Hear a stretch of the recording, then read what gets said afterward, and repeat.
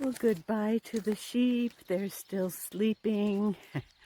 And this was my accommodation last night. Just a lovely night at the Gildesvollen hostel. And on to day 18. So I was able to leave at 7 this morning. I have a little over 12 miles to go. Of course, that's always up for grabs. How come it's never less than what they quote? It's always more than what they quote. Anyway, there was a Circle K up ahead, and the Circle Ks always have a nice bathroom and lots of options for food. And so I was missing my little yogurt. This is one of my favorites. It's got raisins, oatmeal, and you mix it in with your yogurt. So that's going to be part of my breakfast this morning, and then get back on the road. It's not even 8 o'clock yet. Another couple of miscellaneous observations. There are a lot of Teslas in Norway. I'm seeing a lot of them, and I had heard somewhere that 50% of the cars were electric. I don't know about that. Maybe in the cities. I'm not seeing that here. But many of the gas stations also have chargers, which is a great statement. This road goes on for quite a stretch, and after yesterday's long day, I think that's just fine. I will enjoy nature on the left, and then I'll enjoy farms and nature on the right. I don't have to walk in it as much today. But it's funny, you start to hallucinate way markers. Oh, is that a speck of white and red up there? Is that going to show me the right path? I know I'm on the right path right now, so no worries there. But look at the sky. It's a beautiful day. It's going to be high 60s today, and I think it's just beautiful. The mosquitoes came out yesterday. I didn't have my mosquito repellent handy, but today I definitely do, and I've sprayed myself. You know, this is going to be a little shorter, smoother day. There is some uphill later on in the day, but compared to yesterday, it's going to be much quicker. Hopefully get in around 1 o'clock or so. This is a medieval place. I'll have to tell you about it when I get there. I'll read up about it, or maybe tell you at lunch. But it should be quite interesting. And 6 hours worth of walking should be just enough for this 75-year-old woman with 20 pounds on her back. At the 4-mile mark, a bench and 2-way markers. The bench courtesy of the Lions Club, I see. Yesterday's bench was courtesy of the Rotary. So maybe they're in competition for being the nicest to pilgrims. Well, this farm owner has obviously got a heart for pilgrims. Right here, there's a bench with a little pilgrim sign on it. And then even though the farm is fenced, there's a stile there to step over. You step on one of those on this side of the fence, and then you swing your leg over and step on the other side. And then another picnic table right there. So the thought might be, oh no, do I turn here? What do I do? But then there is another way marker right up here showing, okay, keep going on this road. So it's really just a nice, convenient thing that this farm owner has done for pilgrims, which is very nice.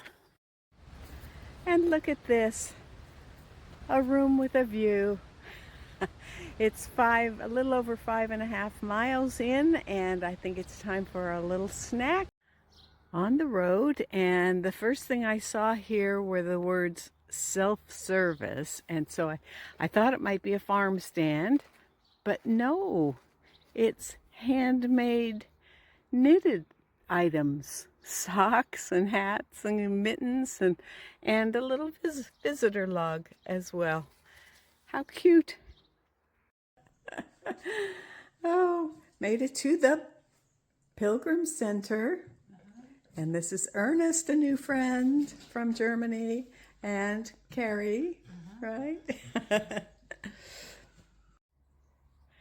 Well, that was the best hour of my day, spending time at the Pilgrim Center, just off the road slightly, and I got to have some conversation about where my destinations are for the next couple of days and get the inside scoop from the professionals. And it was great to meet Ernest. He's from Hamburg and he's on a bike.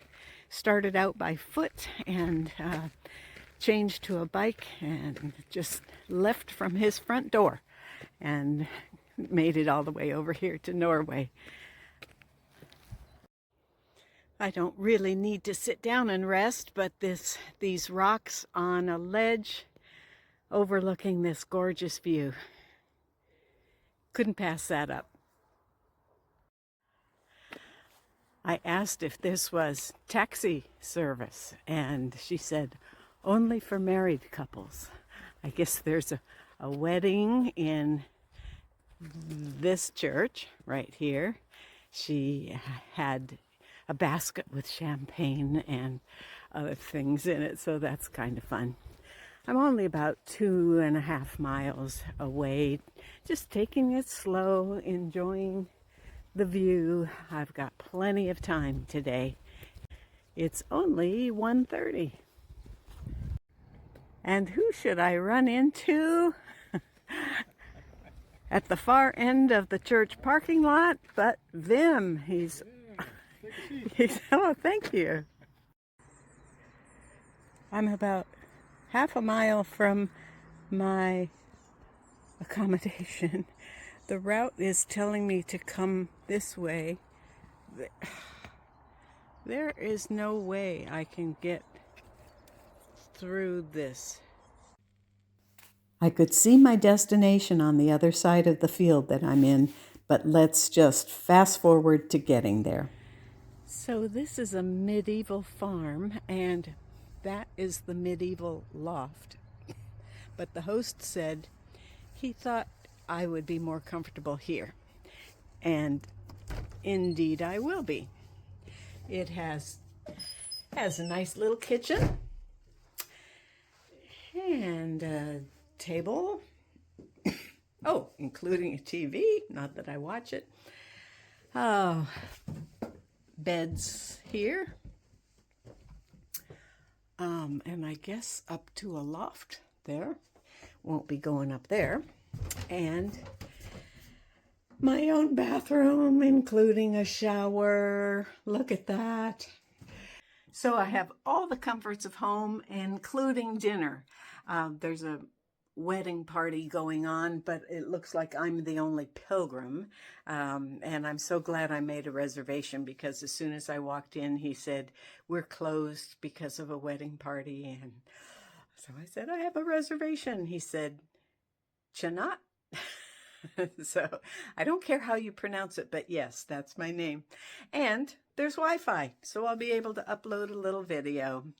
Well, this has been a remarkable day. After it's 4:07, so I ended up with another 9-hour day, and most of that struggle was from about 12:50 on.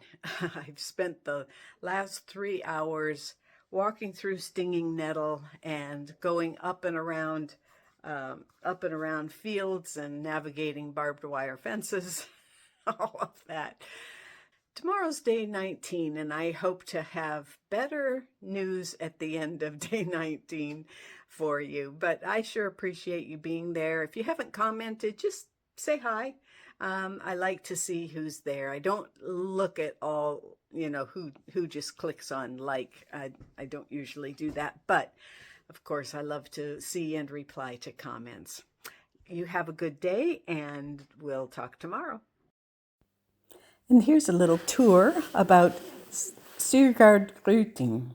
It's a historical estate and boutique hotel renowned for its 700-year legacy.